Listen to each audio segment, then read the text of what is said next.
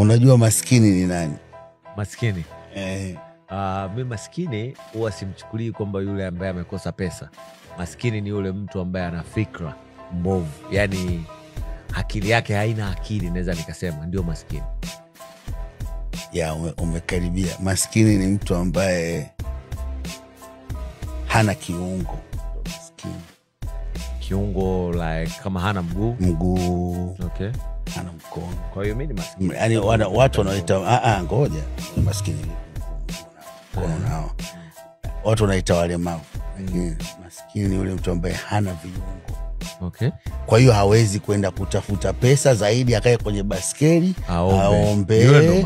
Naomba anakuja kwenye basi duka naomba. Yani hana uwezo wa kutembea kutafuta mwenyewe. Yule ndo maskini. Ndo maskini. Okay. Lakini maskini mtu eti ya mikono na miguu anania na vichwa lake alipo, yule sio maskini. Lakini kuna watu chini ambao hawana viungo lakini wanaamka wanaenda wanapambana.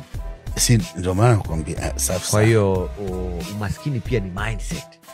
Yaani umaskini uko kichwani kwa mtu.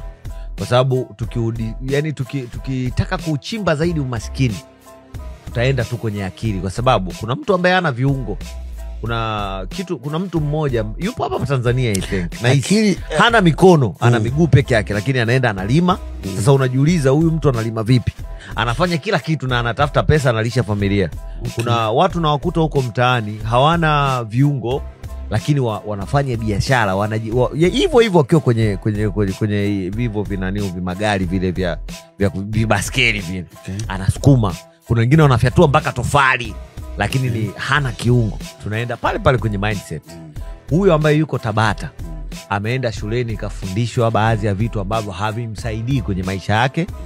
Anazunguka amelelewa na baba ambaye amemkalilisha kwenda kanisani au msikitini muda wote. Lakini mchina anapozaliwa tu anapewa mindset ya kuanza kujitegemea na kufundishwa vitu ambavyo vinamzalishia fedha. It's all about mindset.